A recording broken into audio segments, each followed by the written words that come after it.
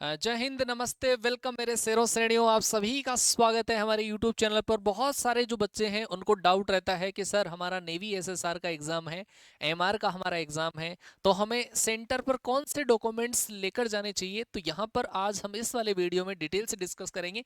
और बहुत सारे जो बच्चे हैं उनको डाउट रहता है, एक तो फोटो के रिगार्डिंग डाउट रहता है कि सर हमारा फोटो एडमिट कार्ड के अंदर सही से प्रिंट नहीं हो पाया, उसके लिए क्या है। एक बहुत सारे जो बच्चे हैं उनके लिए नेम का करेक्शन, क्योंकि जो करेक्शन वाला जो विंडो है वो ओपन नहीं हो पाया, उस वजह से बहुत सारे बच्चों के अपने जो फॉर्म है उसमें बहुत सारे मिस्टेक्स रह गई है। तो उन सब के लिए आपको ये वाला वीडियो हम प्रोवाइड कर रहे हैं। एक बार आप इस वीडियो को कंप्लीट वॉच करिए और फिर उसके बाद में जो इंस्ट्रक्शंस मैं आपको दे रहा हूं उसको आप फॉलो करिए, ताकि आपकी जो प्रॉब्लम है उसका सॉल्यूशन हो पाए। सबसे पहले अगर हम बात करें कि आपके एग्जाम के अंदर आपका जो एडमिट कार्ड आया है, जो रिलीज हुआ है, उसके अंदर आपका दिक्कत आ रही है फोटो की, फोटो आपका सही प्रिंट नहीं हुआ है। तो उसके लिए आपको क्या करना है, क्योंकि कई बार क्या है जब हम एग्जाम सेंटर पर पहुंचते हैं तो इन्विजिलेटर जो होते हैं वहां पे जब चेक करते हैं हमारा एडमिट कार्ड, हमारी शकल फेस मैच करते हैं। ऐसे केस के अंदर आपको क्या करना है, अगर आपका फोटो सही उस पर नहीं आया है तो आपको अपने जो ओरिजिनल डॉक्यूमेंट्स हैं, जैसे आपका हुआ आधार कार्ड हो गया और एक आपको पासपोर्ट साइज का जो फोटो है वो आपको एग्जाम में वो लेकर जाना है। और वो पासपोर्ट साइज का जो फोटो है वो भी ज्यादा पुराना आपका नहीं होना चाहिए। तो सबसे पहले तो ये आपका क्लियर इंस्ट्रक्शन। अच्छा, एडमिट कार्ड के लिए अभी मैं आपको और डिटेल से बताऊंगा। हाल फिलहाल जो मेन इश्यू मेरे पास जो बच्चे के आए वो एक तो है वो फोटो का, कि एडमिट कार्ड में फोटो से सही से प्रिंट नहीं हो पा रहा है, तो उसके लिए क्या इंस्ट्रक्शन है तो वो मैंने आपको दे दिया। दूसरा जो इंस्ट्रक्शन है कि बहुत सारे जो बच्चे हैं उनका एग्जाम जो नेम है वो थोड़ा सा गलत हो गया है।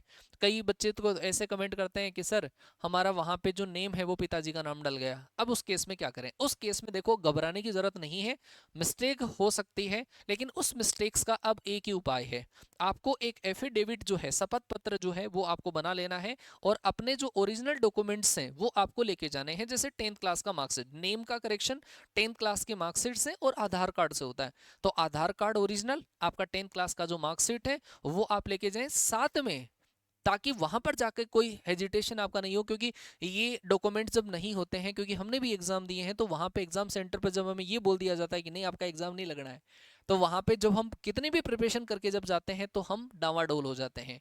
तो उससे बचने के लिए मैंने आपको एक और इंस्ट्रक्शन दे रहा हूं कि आप एक एफिडेविट बना के रख लें। वैसे तो काम आपका उन ओरिजिनल डॉक्यूमेंट से ही हो जाता है, लेकिन साथ में ही आप एक एफिडेविट जो है अपने तहसील स्तर पर या कोर्ट के अंदर आप नोटेरी करवा के एक डॉक्यूमेंट्स ऐसा एफिडेविट बनवा लें कि फॉर्म भरते टाइम पर हमारे नेम में ये मिस्टेक हो गई थी और इस वाली मिस्टेक को आपके ओरिजिनल डॉक्यूमेंट्स के साथ में हमने सही कर दिया है। और ये हम फेज 2 की, वैसे तो फेज 2 में जरूरत पड़ती है ज़्यादातर, तो बाकी आप एक एफिडेविट बना के ले जा सकते हैं। वो आप जब कहोगे ई मित्र वाले को तो वो आपको पूरी चीज़ें सही से लिख के दे देगा, तो उसकी आपको टेंशन नहीं रहेगी। दो मेजर इश्यू मैंने आपको बता दी। इसके अलावा भी अगर कोई बच्चे का और कोई इश्यू है इस वीडियो को कंप्लीट वॉच करने के बाद में, तो कमेंट करके जरूर से बताना, मैं पिकअप करने की कोशिश करूंगा। आपका जब एडमिट कार्ड आया, उस एडमिट कार्ड पर आपके जो इंस्ट्रक्शन है सेकंड पेज है, उस सेकंड पेज के ऊपर आपको डॉक्यूमेंट्स वैसे लिखे हुए हैं, लेकिन बच्चे को पका पकाया हुआ माल चाहिए कि गुरुजी आप बता दो क्या लेके जाने हैं। तो ये आपके पास डॉक्यूमेंट्स हैं। एडमिट कार्ड में भी बच्चे को एक तो कलर और एक ब्लैक एंड व्हाइट, उन दोनों में कंफ्यूजन होता है।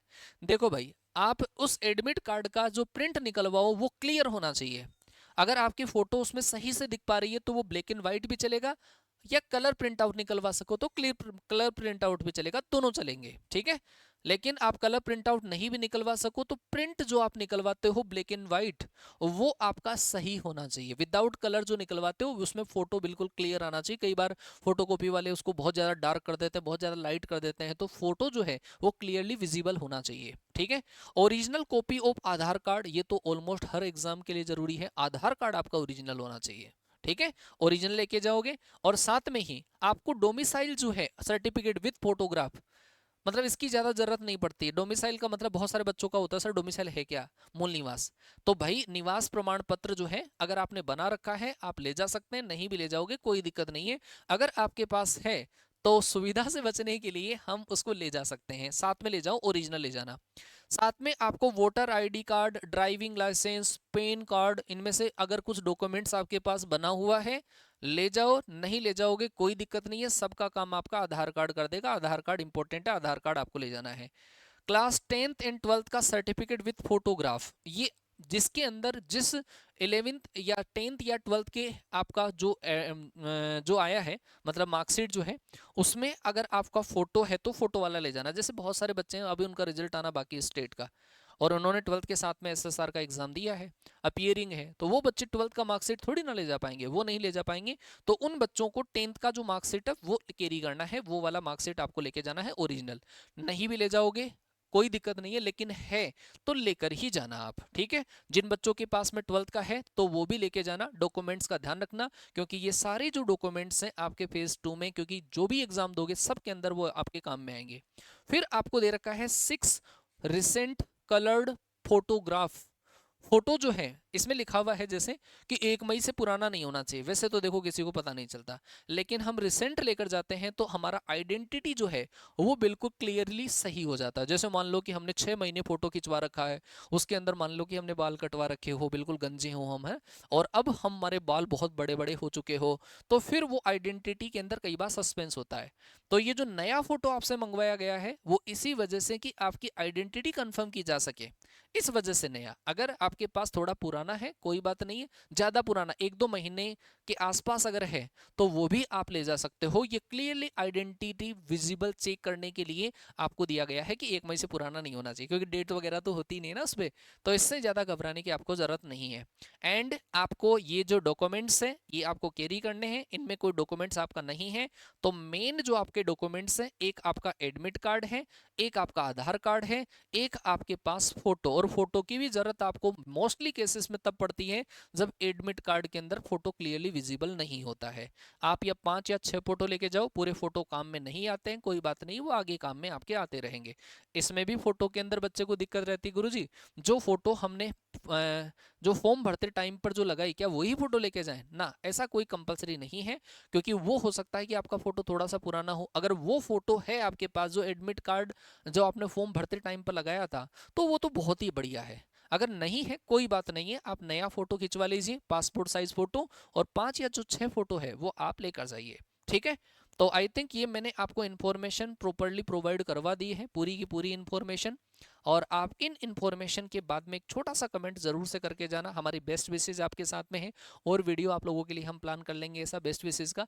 लेकिन हमने आप लोगों के लिए, आपने भी बहुत अच्छे से मेहनत करी है, लास्ट टाइम पर हमारी मैराथन क्लासेस भी आप लोगों के लिए चल रही है, ज़्यादा घबराने की ज़रूरत नहीं है, क्योंकि एक वीडियो आपको और बढ़िया सा मिल जाएगा, उस वीडियो के बाद में आपका डाउट नहीं रहेगा, ठीक है। क्योंकि अगर आपने प्रिपरेशन कितनी भी बेहतरीन कर ली हो, अगर एग्जाम टाइम पर आपके दिमाग में, आपके दिल में अगर उस एग्जाम के लिए डर अगर समा रहा है, तो फिर कहीं ना कहीं हम होच पोच होते हैं, और पेपर में जो स्कोर हमारा 60 जाने वाला होता है वो हमारा 40 पे आ जाता है।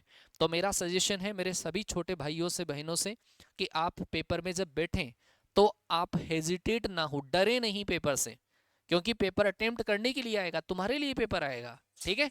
तो और ऐसे ही वीडियोस के साथ में आपसे मुलाकात होती रहेगी। तब तक के लिए एक छोटा सा कमेंट इस वीडियो पर जरूर होना चाहिए, कोई प्रॉब्लम अगर हो तो, ठीक है। मिलता हूं आपसे मेरे अगले वीडियो के अंदर, अगले अपडेट के साथ में। तब तक के लिए टाटा बाय बाय, जय हिंद, वंदे मातरम।